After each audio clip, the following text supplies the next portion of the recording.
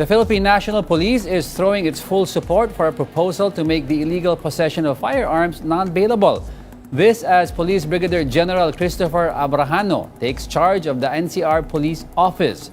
Details from mobile journalist Jazz Paredes. Go ahead, Jazz. Yes, Diego, ito nga suporta ng Philippine National Police dito sa paggagawing nga non-bailable. Ito nga pagkakaroon ng possession ng firearms na illegal at ang mga loose firearms kaugnay na ngayon ng mga insidente ng karahasan sa mga paaralan at pati na rin sa nalabas na data ng DILG na kung saan na 98% nga ng mga crimes ay mula sa loose firearms. At kaugnay nga dyan, Diego, ay ito nga tumayo na bilang bagong officer in charge ng NCRPO, itong si Brigadier General Christopher Abrahano, na kung saan siya naman ay nanawagan sa police officers ng Metro Manila na palakasin at palawakin pa ang police visibility upang ma-improve pa nga at mapabuti pa yung quick response sa kanyang pagtayo bilang officer in charge ng NCRPO. Siya ang pumalit kay Major General Anthony A. Aburin na siyang NCRPO Director post simula 2024.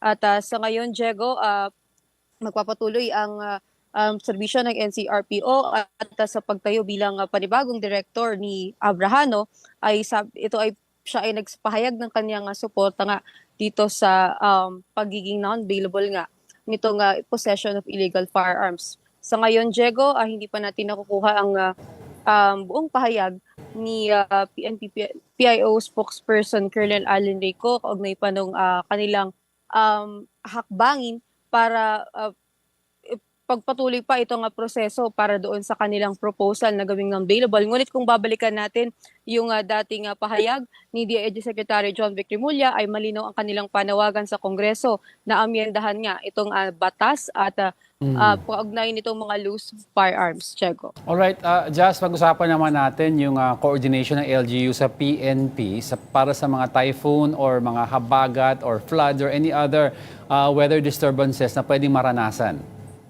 Yes, Diego, sa linggong ito ay inaasahan natin na magkakaroon ng pagbabago sa lagay ng panahon dahil nga inaasahan natin na isang bagyo ang papasok sa Philippine Area of Responsibility na maaaring mapalakas nga itong habagat. At kaugnay nga dyan, Diego, ay itong Philippine National Police ay nagkasa na rin ng kanilang paghahanda sa nababadya nga masamang lagay ng panahon ngayong linggo at bukod dyan ay meron nga silang predictive preparations na kung saan yung mga dadaanan ng bagyo ay dito daw sila nagpo-focus ng kanilang paghahanda at deployment ng kanilang personnel.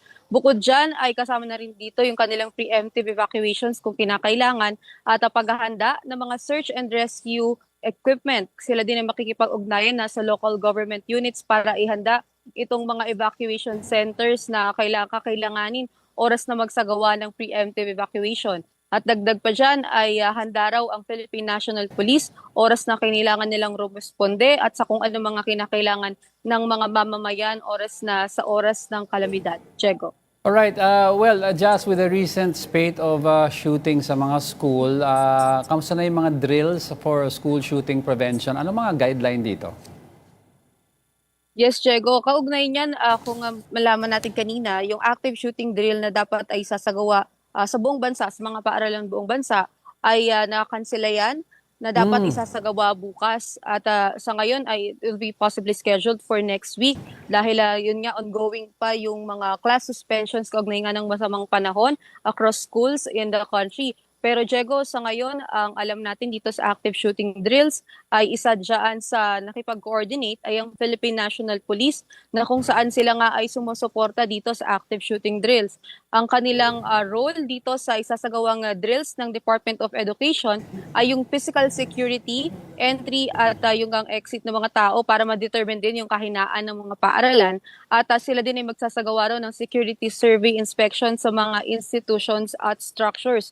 At pagkatapos dyan, open naman daw ang Philippine National Police sa consultation dahil nga lumalabas din, Diego, na meron daw mga grupo na hindi pabor dito sa igagawang mga active shooting drills ng DepEd or ng Department of Education, Diego.